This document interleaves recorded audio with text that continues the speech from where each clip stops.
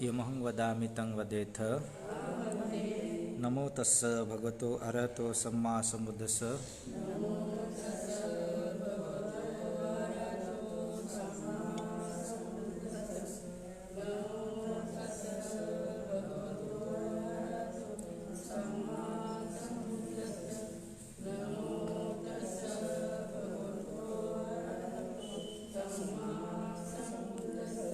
बुद्धं शरणं गच्छामि, धम्मं शरणं गच्छामि, संघं शरणं गच्छामि,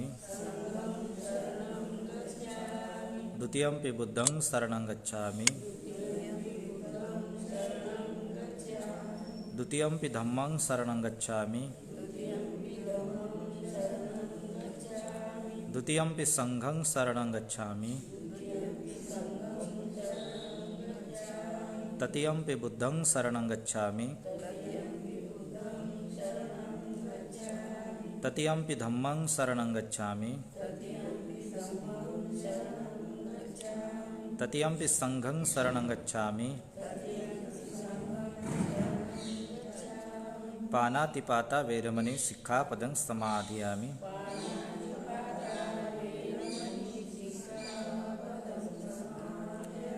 अदिन्नादाना वैरमणि सिक्खापदं समाधियामि।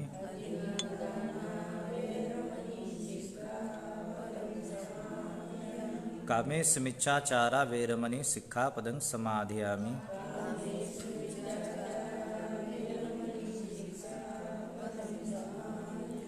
मुस्सावादा वैरमणि सिक्खापदं समाधियामि।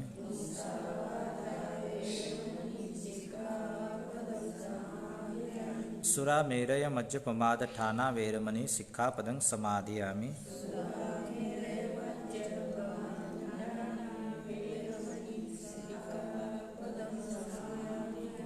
तिसरणेन सतिं पंचशीलं धम्मं साधुकं सुरकितं कत्वापमादेन संपादेथ। साधु साधु साधु। बुद्धं नमामि, धम्मं नमामि, संघं नमामि। श्रद्धावंत उपासक उपासिकांनो, आज आपण सुमनादेवी वस्तू ऐकणार आहोत, कथा ऐकणार आहोत। इदं नंदती पेच नंदती ही जी गाथा आहे तर ते गाथा आपण बघणार आहोत। तर ही धर्मदेशना बुद्धांनी श्रावस्तीमध्ये असताना, जेतवन बुद्धविहारामध्ये असताना सुमनादेवी यांनाही उद्देशून म्हटली। बघा, श्रावस्तीमध्ये जो अन्नात पिंड होता, तर हा जेव्हा आपल्या नातेवाईकाच्या घरी जेव्हा गेला होता, यांना बुद्धाविषयी काही माहिती होतं का? नाही। तर गेल्यानंतर मग त्यांनी ती परिस्थिती पाहिली त्यांनी, की त्यांना वाटलं बा इथं कोणतं काय राजा वगैरे येणार आहे का, हे जे तयारी दाखवली तुम्ही ते. तर ते म्हणतो की नाही इथं काय राजा नाही. मग कोणाचं काय लग्न वगैरे आहे का इथं. तर म्हणतो लग्न वगैरे असंही काही नाही. मग ही तयारी आहे कशाची. तर त्याने सांगितलं तुम्हाला माहीत नाही का म्हणे या संसारामध्ये सम्यक संबंध उत्पन्न झालेले. असं म्हटल्यानंतर त्याचे कान काय झाले, उभे झाले ना. त्याला असं सम्यक संबंध म्हणतो काय. त्यांनी सांगलं काय तुम्ही सम्यक संबुद्ध म्हणता. होय गृहपती सम्यक संबुद्धच म्हणतो मी. तरी भरोसा पटला नाही त्याला. त्याने पुन्हा विचारलं काय तुम्ही सम्यक संबुद्ध म्हणता का. त्यांनी हो. तर तो म्हणाला की अरे सम्यक संबंधाचं नावच ऐकणे इतकं दुर्लभ आहे. तर बुद्ध जन्मल ह्याची गोष्टच सोडा. मग त्याने सांगलं बुद्ध कुठं राहतात. त्यांनी सांगलं या ठिकाणी वास्तव्याला आहे. मग जायचं म्हटलं तर अंधार आहे की नाही. तर असं करताना त्याची इच्छा काय झाली, रातभर त्याला झोप लागली नाही, कधी कधी बुद्धाचं दर्शन करू मी की नाही. असं करत असताना काय झालं, त्याच्यामध्ये कितीतरी वेळेस तो उठला, अर्ध्यापर्यंत गेला वापस आला. मग त्याला असं वाटलं लय म्हणजे बुद्धाचे रात्रभर काय केलं नाही, बुद्धाचं गुण गायले की नाही, बुद्धानुसती केली. तर त्या बुद्धानं सतीने केल्यानं काय केलं, त्या अंधारामध्ये काय एकदम प्रकाश चालू झाला असा. त्याला वाटलं सकाळ झाली आता आहे की नाही. तर त्या ह्याच्याने त्याला पूर्ण रस्ता दिसायचा त्या श्रद्धेच्या बलामुळे. तर रस्त्यात गेलं काय झालं, तर त्याच्या मनात पुन्हा एक विचार आला. विचार आल्यानंतर श्रद्धा संपली, काय पुन्हा अंधार पडला. त्याला असं वाटले अंधारच आहे. म्हणून तो जेव्हा मागेत होता तर त्या मागापर्यंत त्या झाडावर एक देवता होती. त्या देवताने त्यांना एक उद्देशून गाथा म्हणली, सत्तंग हत्ती सतत सहासा आहे की नाही. तर अशा प्रकारची गाथा म्हणली. काय म्हणतात की एखाद्या व्यक्तीला हजारो आकाशमार्गाने जर जाणारे घोडे जर मिळाले, हजारो हत्ती त्याला मिळाले, हजारो रत्नांनी जडित स्त्रिया मिळाल्या, त्यांना अप्सरा मिळाल्या, सर्व रत्न जरी मिळाले, पण बुद्धाची जर एक भेटसाठी हे रत्नसुद्धा 16वी भाग सुद्धा म्हणजे 16वा अंश सुद्धा याची बरोबरी करू शकत नाही. म्हणजे सांगा ना किती, एक काय हजारो अप्सरा जरी तुला मिळाल्या आहे की नाही, पण त्या हजारो अप्सरापेक्षाही काय आज बुद्धाची भेट त्यासाठी महान लाभदायक होणार आहे. हत्ती असो, घोडे असो, संपत्ती असो, तुला किती जरी मिळाली, पण तेवढी जरी मिळाल्यापेक्षा आज जर तुझी बुद्धाची भेट काय त्याच्या 16वा भाग सुद्धा नाही आहे. तर असं म्हणल्यानंतर त्याला मग पुन्हा काय केली, पुन्हा बुद्धानुसती केली. त्याला असं वाटतं की अरे देवता इतकं सांगत आहे की नाही, इतकं सांगत आहे की बा तू जर गेला तुला इतका लाभ होणार आहे की नाही. म्हणजे बुद्धाची जर भेट गेली तुला किती पुण्य प्राप्त होते, खूप सारं पुण्य प्राप्त होते. आणि त्या देवताने त्याला उद्देश सांगली. त्याला असं वाटलं हा देवताच मला जा म्हणते, तर मग माझं नुकसान होईल का. मग मागे येत ना, मग अजून बुद्धाची काय करते तो व्यक्ती, स्मरण करते, बुद्धाचे गुण करते, ते गुण करत करत जाते. गेल्यानंतर बुद्ध चक्रमण करत असतात. तर बुद्ध म्हणतात, त्याचं नाव घेऊन बुद्ध बोलतात, सुदत्त ये. आता सांगा, आता एखादा अनवळ ठिकाणी आपण गेलो आणि एखाद्याने आपलं जर नाव घेऊन जर बोलतो, आपल्याला वाटते अरे हा माणूस ओळखते का की मला. म्हणून जसं बुद्धाने त्याला म्हटलं सुदत्त इकडे ये. आल्यानंतर त्याला वाटलं की अरे बुद्ध माझं नाव घेऊन बोलतात नाही. लगेच बसतो प्रसन्न बुद्ध त्याला सुंदर उपदेश करतात. पहिलं बुद्ध उपदेश काय करायचे, दान कथा. त्याला दानाविषयी सांगायचे. कथा सांगितल्या दानाविषयी, सील कथा, पंचशील समजावून सांगितलं. नंतर दान केल्यानंतर माणूस सील पालन केल्या सुगतीला कसा ते सुगती कथा, तिथं त्याला काय काय प्राप्त होते. नंतर मग वैराग्य कथा, ज्याला आपण अनित्य भावना म्हणतो की नाही. तर अशा प्रकारे सांगितल्याबरोबर तो शुद्धता आहे की नाही श्रोतापन्न झाला. श्रोतापन्न त्याला झाल्यानंतर त्याच्यामध्ये एक इच्छा निर्माण झाली की अरे मला बुद्धाचा उपदेश काय रोज ऐकायला भेटला पाहिजे की नाही. आणि हा पवित्र भिक्खू संघ मला रोज म्हणजे काय बुद्धाचं दर्शनही मला झालं पाहिजे, रोज बुद्धांचा उपदेशही मला ऐकायला भेटला पाहिजे, आणि एवढ्या मोठ्या महाप्रतापी संघाचं मला दर्शनही झालं पाहिजे. त्याच्यामध्ये इच्छा आहे. त्याला वाटलं हे तिन्ही गोष्टी जर आपल्याला मिळायच्या असेल तर काय करावं लागेल, या तिन्हालाही आपल्याला एकत्रित करावं लागेल की नाही. मग त्याला समजलं की अरे आपला काय करावं लागणार आहे, आपण जर बुद्धांचं विहार जर बनवलं तर हे आपला तिन्ही गोष्टी लाभ होईल की नाही, या तिन्ही गोष्टीचा लाभ होईल.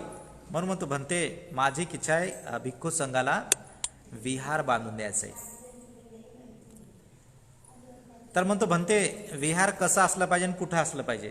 तर बुद्ध म्हणतात की गृहपती एक तर जास्त गावाच्या दूरही नको आणि जास्त गावाच्या जवळही नको. तर असं केल्यानंतर ठीक आहे म्हणतो आणि जातो. जात्यानंतर तिथे जेत कुमाराचं तू काय असते पूर्वाचं गार्डन असते की नाही, जिथे जे नातेवाईक आपण खेळतो की नाही, आपण काय म्हणतो हे आमच्या पुरखापासून हे चालू आहे. तर त्याने ते पाहिलं, जेत कुमाराचं ते वन पाहिला, गार्डन वगैरे पाहिले त्याने, इतकं सुंदर आणि इतकं रमणीय. त्याला असं वाटलं की अरे या ठिकाणी मात्र लय रमणीय वातावरण आहे आणि इथं बुद्ध विहार बनू शकते. गेला जेत कुमाराकडं, त्याला सांगलं बा तुझं मला ते हे पाहिजे आहे की नाही, तुझं वन पाहिजे मला, तुझं गार्डन पाहिजे मला. त्याला सांगला की अरे हा तुमचं काय आहे पुरखाचं आहे की नाही, परंपरेने चालू आहे नाही आणि आम्ही हे विकत नाही, परंपरेने चालवलं आहे त्याच्यामुळे आम्ही विकतो का, विकत नाही. असं केल्यानंतर त्याने काय केलं बघा, आता त्याची इच्छा काय द्यायची नाही ना, तर हा त्याच्यासोबत झगडा करतो, नाही मी तुम्हाला पाहिजे, तू विक का नाही पण मला पाहिजे. असं केल्यानंतर काय केलं, त्या दोघांचाही झगडा, आता वाद झाला ना, पुढे गेला न्यायालयामध्ये. तर राजा म्हणते हे असं कसं काय आहे की नाही, ते म्हणते महाराज आमच्या पुरखाची जमीन आहे, आमचं गार्डन आहे, आम्ही सर्व लोक इथं जातो आणि हा व्यक्ती काय म्हणते की मला गार्डन विकत दे. तर महाराज माझी काय द्यायची इच्छा नाही आहे आणि तो म्हणते की बा तू दे का नाही ते पण मी घेणार आहे. तर राजा म्हणते मी काय याचा निर्णय करू शकत नाही बाई की नाही, आता तुम्ही दोघं पाहून आहे की नाही, निर्णय काय करणार माणूस. हां एखाद्या जर अपराध जर केला असता तर त्याचा निर्णय येतो आहे की नाही, पण इथं अपराध आहे का नाही. मग तो जे जेत कुमार आहे ना त्याला लय राग येते, त्याला म्हणते ठीक आहे तुला लय पाहिजे का, आपण रागारागर म्हणतो कधी कधी. त्याने सांगला तुला जर पाहिजे असेल ना मग असं कर सोनाथर आहे की नाही, रागारामध्ये इच्छा आहे का त्याची, पण एक राग प्रकट केला त्यांनी मनामधून, तुला पाहिजे ना हे गार्डन पाहिजे ना, माझं वन पाहिजे ना, तर सोनं आथर, असं ते रागाच्या भरात म्हटलं.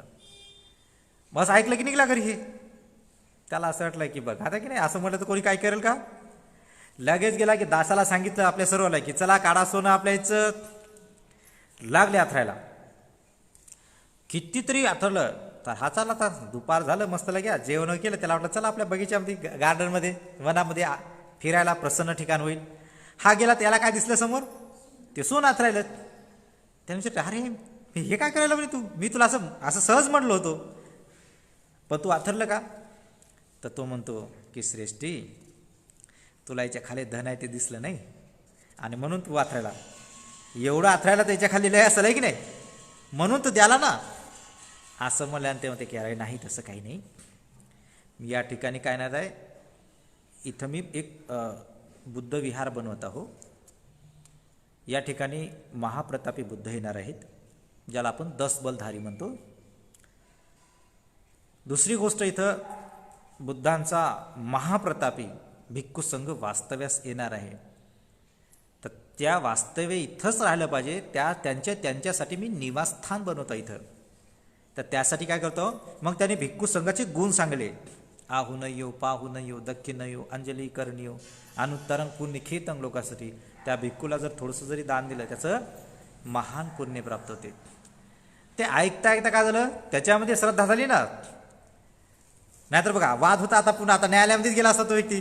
पण त्याने जेव्हा ते ऐकलं, संघाचे गुण ऐकले, बुद्धाचे गुण, धम्माचे गुण ऐकले, श्रद्धा झाली. त्याला म्हटलं बघ आता थोडंसं राहिलं होतं. तर त्यांनी सांगलं दुसऱ्या गाड्या घेऊन या म्हणून. ते हे थांब आणू नको, असं कर, या दानामध्ये मला पण सहभागी होऊ दे. हे उरली जागा आहे, हे माझ्याकडून आहे, पण काय माझं नाव द्यावं लागेल. काय की बाबा हा इतिहास बनणार आहे ना, मी देत आहो त्या इतिहासामध्ये मी लोभाने ही जमीन दिली बाबा, असं नाही द्यायला पाहिजे. कारण मी सुद्धा, माझा भाग सुद्धा काय दानच आहे की नाही. आणि दुसरी गोष्ट, तुझं तर नाव झालंच पण माझं नाव मिटलं नाही पाहिजे. म्हणून त्याने सांगितलं ठीक आहे, हे विहार बनणार, या विहाराला तू माझं नाव दे. आता त्याला वाटलं ठीक आहे, नाहीतर कोर्टात गेला असताना पुन्हा बात आहे की नाही. म्हणून त्याला वाटलं ठीक आहे बाबा की नाही. ते सांगलं ठीक आहे, या विहाराला तुझं नाव दे. मग काय झालं, जेतवन विहार झालं, ते ना विहाराला नाव दिलं की नाही. तर झालं, तर मग त्याचा तो किती करोड लागले त्याला, 18 करोड रुपये लागले. 18 करोडचं धन टाकलं बरं त्यांनी हा सोनं, 18 करोडचं सोनं. ते सोनं बरं आताचं नाही. आता ते 18 करोड म्हणलं तर बघा आता लय चालले, आता हिशोब येईना. तर ते 18 करोड बांधकामाला लागलं, 18 करोड बांधकामाला लागलं बरं. आणि 18 करोड 7 महिन्यापर्यंत ते उत्सव मनवला की नाही. आपण त्याला काय म्हणतो, कधी घर बांधलं काय म्हणतो, गृहप्रवेश एका दिवसाचा करतो की नाही. तर त्याने किती दिवस बनवला ते विहाराचं, 7 महिन्यापर्यंत. त्या 7 महिन्याला किती लागले, 18 करोड. तर किती करोडचं धन खर्च केलं त्यांनी, 54 करोडचं. तर अशा प्रकारे त्यांनी विहार बनवलं आणि भिक्खू संघाला पाणी दान करून दिलं. तर पुढे चालल्यानंतर प्रसिद्ध झालं, तसं तिकडे विशाखाने सुद्धा केलं. तर ज्या ज्या ठिकाणी मग भिक्खू यायचे ना, आता आमंत्रण द्यायचे, तर काय भिक्षू त्या लोकांना त्या भिक्षूच्या आवडीनिवडी काही माहीत नसायच्या. म्हणून काय भिक्षू यायचे, काय जेवायचे तर काय जेवायचेही नाही, तसेच निघून जायचे. मग त्या लोकांना वाटलं की अरे पण किती श्रद्धेने बनवत नाही, पण हे लोक काय भिक्षू काय खायले का, आपल्याला पुण्य खायला का चांगलं नाही. मग त्यांना वाटलं की चला आपण कोणाला आमंत्रण दिलं पाहिजे, पहिले या बिंबिसारांना विशाखाला दिलं पाहिजे. त्याच्या घरी खातात, आपल्या घरी काहून खात नाहीत, हे की नाही. म्हणून त्यांना गेलं. ज्या दिवशी त्यांनी आमंत्रण दिलं ना, तर त्या भिक्षू पूर्ण शांत त्यांनी पूर्ण जेवण करायचे, त्याचं अनुमोदन करायचे. आणि मग तेव्हापासून काय केलं, कोणी भिक्खू संघाला जेवण सांगलं तर या दोघाला आमंत्रण द्यायचे की बाबा आमच्या घरी भिक्षू येणार आहे की नाही, तुम्ही या तर आम्हाला जास्त पुण्य प्राप्त होईल. कारण ते समजायचे ना भिक्षूची आवड काय, निवड काय, भंतीला काय पाहिजे, कसं पाहिजे, कुठे पाहिजे, आहे की नाही. म्हणजे फ्री होण्यासाठी या दोघांना ते बोलवायचे. तर असं केल्यानंतर मग आता यांच्याकडे नित्य याच्याकडे किती चालायचे, 2000 भंती राहायचे. अनाथ पिंडकाकडे आणि विशाखाकडे 2000 नित्य 2000 भिक्षूचं जेवण राहायचं. तर मग आता अनाथ पिंडकाने विचार केला, मी जर इकडे गेलो तर इकडे लक्ष कोण ठेवणार आहे. मग त्यांनी त्याच्या एका मोठ्या मुलीला वगैरे ते करण्यासाठी लागलं. इकडे विशाखाने सांगितलं आपल्या मुलीला की बाबा माझ्या बदल्यात तू कर. तर विशाखाच्या मुलीचं लग्न झालं, तिने दुसऱ्याला जवळ राहिली. मग आता अनाथपिंडिकाच्या मुलीचं लग्न झालं, तर तिने मग आपल्या अनाथपिंडिकाने आपल्या छोट्या मुलीकडे ते काम वगैरे दिलं की बाबा तू हे कर. तर तिचं नाव काय, तर छोट्या मुलीचं सुमना. तर हे सुद्धा काय करू लागली, चांगल्या प्रकारे काय करते. त्याच्या आधी तिचं नाव होतं महासुभद्रा. अनाथपिंडकाच्या मोठ्या मुलीचं नाव काय होतं, महासुभद्रा. ही करते, पण हिचं लग्न झालं. मग त्यांना असं वाटतं की आता लग्न झालं तर मग हे 2000 भिक्षू आपल्याला द्यायचे आहेत ना रोज जेवण, तर याची व्यवस्था कोण करेल. मग त्याने सांगलं की अरे माझी छोटीशी मुलगी आहे, तिचं नाव काय, सुमना देवी. मग तिला केलं. तिचं लग्न वगैरे झालं, कुमारिकाच होती, पण फार काय दानामध्ये आहे की नाही, भिक्षूला प्रत्येक विषयाला जाणणारी होती. सेवा कशी करायची, जेवण कसं द्यायचं आहे की नाही. तर कंटिन्यू काय करायची, ते भिक्षूला हे करायची, शील पालन करायची आणि काय करायची, धम्मश्रवण करायची, उपदेश ऐकायची. तर असं करत असताना काय केलं तिने, श्रोतापन्न झाली आणि सकृतगामी सुद्धा झाली. बघा सेवा करणं सोपं आहे का. सेवेच्या बदल्यात सेवा केल्यानंतर ते भंती तिला उपदेश करायचे, आणि ते उपदेश केल्यामुळे काय करायचं, ते लगेच श्रोतापन्न झाली आणि सकृतगामी सुद्धा झाली. आता काही दिवसांनी काय झालं, तिला एक रोग आला, बिमारी आली एक. आणि बिमारी आल्यानंतर तिला असं वाटलं की आता माझा काळ काय जवळ आलाय. तर जास्त ती बिमार केल्यानंतर तिने एक संदेश आपल्या कोणाला पाठवला, वडिलाला पाठवला की बाबा मला तुम्हाला अर्जंटमध्ये भेटायचं आहे की बा लवकरात लवकर या तुम्ही. तर तशा प्रकारे आल्यानंतर जेव्हा त्याला सांगितलं तर त्याला वाटलं की माझ्या पुत्रीने बोललं काही ना काही आहे. मग लवकर गेला आणि म्हणाला की बाबा मला जे वेळ झाला, आता कसं आहे मी दुसऱ्याच्या दानामध्ये काय व्यस्त होतो, त्याच्यामुळे जास्त मला लवकर येता आलं नाही की नाही. तर सांगलं बा काय कारण आहे बोलवायसाठी. तर अशा प्रकारे म्हणल्यानंतर ती म्हणाली, विचारलं ना की बा काय आहे. तर ती म्हणाली की भाऊ ठीक आहे, हां त्याचं काय काळजी आहे. त्याला वाटलं हां हे मला भाऊ म्हणते, वस्तू आहे कोण माझी? ही माझी पुत्री आहे ना. आणि मला काय म्हणते? लहाना भाऊ म्हणते. उलट झालं की नाही? मग ते म्हणते की अरे आळस करायली काय म्हणतोय की नाही? तुला काय समजते का नाही? की नाही? प्रमाद करत आहे का? तुला समजत आहे का तू कोणासोबत बातचीत करतोस ते? अरे मी तुझा वडील आहो, मी तुझा भाऊ आहो का? आणि ते बी मला काय करतो? छोटा भाऊ आहे की नाही? मी तुझा वडील आहो, तू काय करतोस? मलाच भाऊ बनवलं ती या. आणि बनवलं तर बनवलं, लहाना भाऊ बनवलं. असं म्हणे तू म्हणे काय पागल वगैरे तर झाली नाही आहे की नाही? प्रमत तर झाली नाही. असं म्हणे. तुम्ही तू काय घाबरलीस का? भिलीस का कशाला? ते म्हणते मी काय घाबरत नाही आणि मी काय भीतही नाही. तर अशा प्रकारे एवढं म्हणून मी भीत नाही म्हणे भावा, आहे की नाही? मी काय भीत नाही आहे की नाही? छोट्या भावा मी काय भीत नाही करणार असं म्हणे. आणि देहत्याग तिने टाकला, म्हणजे मरण पावले. तर अशा प्रकारे केल्यानंतर त्याला काय झालं? आसू हे की नाही रडणं त्याला आवरलं नाही की बाबा की बघ इतकी सेवा केली तिने आहे की नाही. आणि शेवटी काय झालं? याददाश्त गेली, कोणाला काय बोलते काय पतात लागला नाही. म्हणून तो गेला, दुःखी झाला. आणि तो बुद्धाकडे गेला आणि म्हणाला भंते भगवान अशाशा प्रकारचं झालं आहे की नाही. तर मी माझ्या मोठ्या पोरीचं लग्न झाल्यानंतर दान याच्यावर कोणाची नियुक्ती केली? माझ्या छोट्या मुलीकडे, सुमना देवीकडे. पण ती खूप चांगल्या प्रकारे होती. पण शेवटी तिने अशा प्रकारे बोललं, त्याच्यामुळे काय केलं?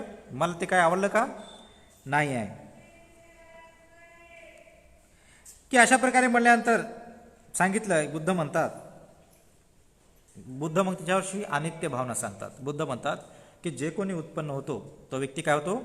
नष्ट होतो आहे की नाही? मरण पावतो. जे ज्याचा जन्म झाला त्याला काय? मृत्यू 100% आहे की नाही? म्हणून अशा गोष्ट आपण काय केलं पाहिजे? हे शरीर काय नाशवान आहे आणि एक दिवस या शरीर काय होते? मरणारच आहे. तर अशा प्रकारे बुद्धांनी सांगलं. तर त्याला काय केलं? बुद्धांनी सांगितलं की तुझी जी मुलगी होती तुला यासाठी म्हटली ती की तिची चेतना वगैरे गेली होती का? नाही. बेहोश होती का ती? नाही. यासाठी म्हणे तिचं कारण काय? तुला तिने कशा रूपाने आवाज दिला? धम्माच्या नावाने.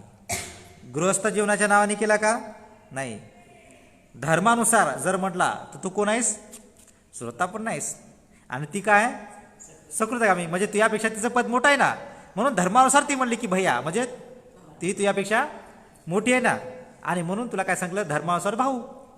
आणि म्हणून धर्मानुसार तू श्रोता पण आहेस. तुझी पुरी काय? सकृतगामी ना. या उद्देशानेच तुला ती भैया म्हणली.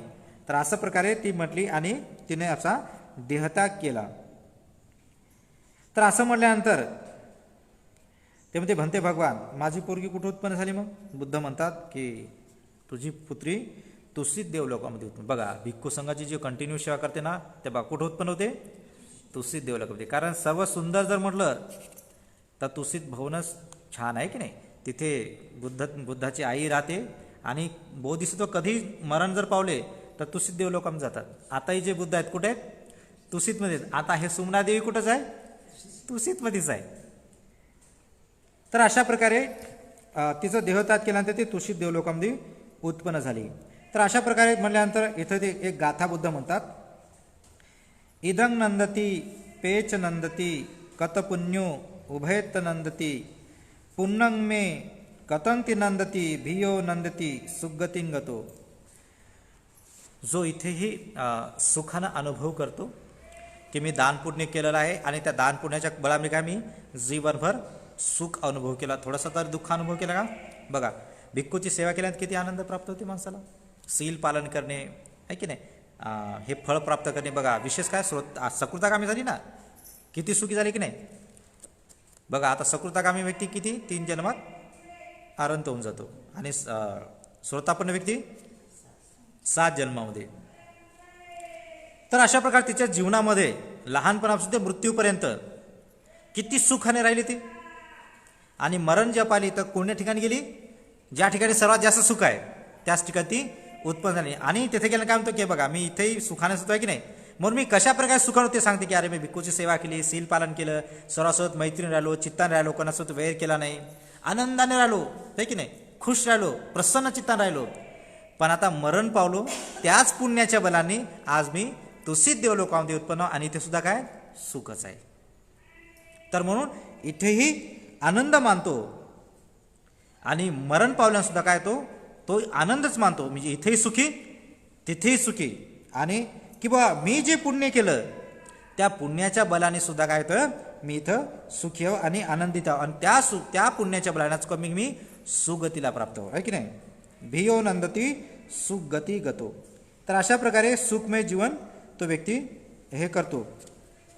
तर अशा प्रकारे ही जी गाथा आहे, तर ही गाथा सांगितल्यानंतर खूप लोक आहे श्रोतापती फळ प्राप्त वगैरे केलं त्यांनी, आणि साधारण लोकांना सुद्धा ही देशना काय सार्थक बनली. सार्थक बनले म्हणजे की ते देशना ऐकल्यानंतर लोकांमध्ये उत्साह उत्पन्न तिच्यासारखं व्हायचा, की अरे मी जर अशा प्रकारे जर केलं की नाही, तर कमीत कमी फळ जरी नाही प्राप्त केलं तर कमीत कमी सुगतीला तर जाईल, आहे की नाही. तिने जसं भिक्खू संघाची सेवा केली, दान पुण्य कर्म केलं, आहे की नाही, शील पालन केलं, उपसत केलं, मरण पावल्यानंतर काय सुखान राहिली, आणि मरण पावल्यानंतर तोशीच देवलोकामध्ये उत्पन्न झाली ना, मग तिथे किती सुख असेल, दिव्य आयुष्य की नाही, दिव्य आयुष्य, दिव्य वर्ण, दिव्य सुख, दिव्य बल, आहे की नाही.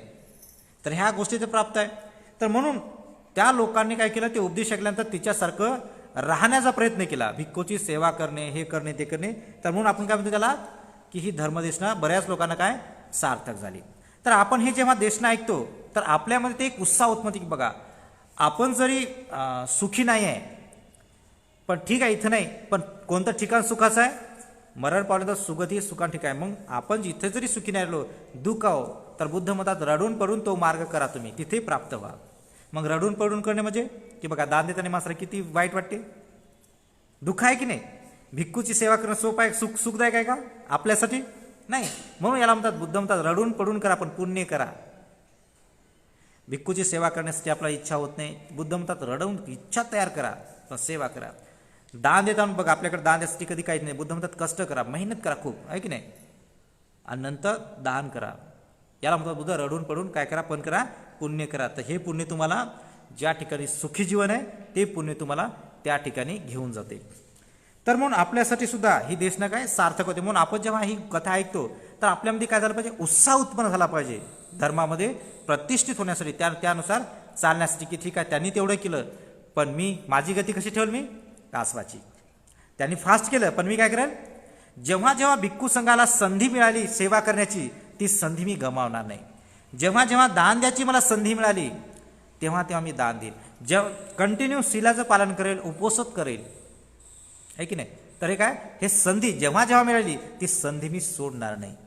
तर मग तो व्यक्ती काय करतो, फास्टमध्ये नाही पण थोडं थोडं थोडं थोडं काय करतो, पुण्य करण्यासाठी भिक्खूची सेवा करण्यासाठी सुरू करतो. त्यांच्या घरी 20,000 म्हणजे 2,000 भिक्षू होते, तर मी महिन्यातून एक तर भंतीला जेवण देईल. किती 20,000 देईल का नाही, पण मी काय करेल रोज देईल का पण नाही, पण महिन्यातून एक दिवस तरी भंतीला भोजनदान देईल. त्यांनी कंटिन्यू चिवरदान होतं, पण मी एवढं नाही पण कमीत कमी वर्षातून एक तरी दिवस मी चिवरदान करेल. म्हणून बुद्ध म्हणतात की जो व्यक्ती चिवरदान देतो ना तर तो व्यक्ती मेल्यानंतर कधी प्रेत लोकात जात नाही. म्हणजे चिवराचे बघा किती लाभ आहे. कारण जेव्हा तुम्ही चिवर देता तर दिल्यानंतर तुमचे जे काही मेलेले नातेवाईक आहेत तर त्यांना काय होते, वस्त्र प्राप्त, त्याला कपडे प्राप्त होतात. नाहीतर बघा बुद्ध म्हणतात की काही काही लोक असतात त्याचे मरण पावल्यानंतर सर्व नातेवाईक पुण्य न केल्यामुळे प्रेत लोकात असतात, ते एक आशा राहतात की अरे माझा नातेवाईकाने काय करावं, माझ्या नावाने भंतीला चिवर दान द्यावं की नाही, की जेणेकरून मला कपडे प्राप्त होतील. ते म्हणतात अरे माझ्या नावाने त्या लोकांनी भिक्षूला पाणी दान द्यावं, मला पाणी प्राप्त होईल. त्या लोकांनी माझ्या नातेवाईकांनी भिक्षूला भोजन दान द्यावं, मला भोजन प्राप्त होते. त्या भिक्षूची निवासाची व्यवस्था करावी, मला इथं निवास प्राप्त होईल. तर हे काय करतात, एक आशा करतात. बघा जीवनभर काय केलं का त्यांनी नाही, म्हणून बघा महादुःखानुभव करतात, काहीच केलं नाही की नाही. आणि म्हणून जे लोक करतात तर बघा ते काय करतात, मरण पावल्यानंतर काय करतात, सुगतीला सुख भोगतात. पण ज्याच्याकडे भरपूर आहे तर ते करतच नाहीत आणि मरण पावल्यानंतर महादुःखानुभव करतात. आणि कोणावर जबाबदारी करतात, मग आपल्याला आशा ठेवतात, पण आपण देईल याची काय गॅरंटी आहे का, आहे की नाही. आपल्यालाच होत नाही तर त्याचं होईल का आपल्याला, आपण आपल्यासाठीच देईना तर त्याच्या नावाने कधी देऊ आपण. मोठा प्रश्न काय, आपण आपलंच भलं बघत नाही तर त्याचं भलं कधी बघणार आपण. तर म्हणून एक आशा असते, जेव्हा आपण एखाद्या व्यक्तीला भिक्षूला दान देतो तर एका गोष्टीमुळे आपला दोघाचा लाभ होते. दान दिल्यानंतर ते पुण्य आपल्याला प्राप्त होते, ते पुण्य प्राप्त झाले म्हणजे आपण त्या दुर्गतीने जात नाही, तिकडे जात नाही. आणि आपण दान केल्यानंतर आपल्या नातेवाईकाला ते पुण्य जाते. पहिली गोष्ट काय, त्याला तर मिळते आपण दान दिलं, पण पहिली गोष्ट लाभ कोणाचा ते आपला की आपण जे दान केलं तर आपण दान केलं तिकडे जात नाही, आपण सुगतीला निघून जातो. म्हणजे एक गोष्ट दिली त्याचे 2 लाभ होतात आपल्याला. म्हणून आपल्या जीवनामध्ये ही जेव्हा आपण वाईकतो तर ह्या छोट्या छोट्या ज्या गोष्टी असतात तर त्या गोष्टी जर केल्या, आपण म्हणतो ना थेंबे थेंबे तळे साचे, आपलं जितका आयुष्य आहे तितका आपण थोडं थोडं जर केलं तर शेवटपर्यंत आपल्याला किती संग्रहित होईल.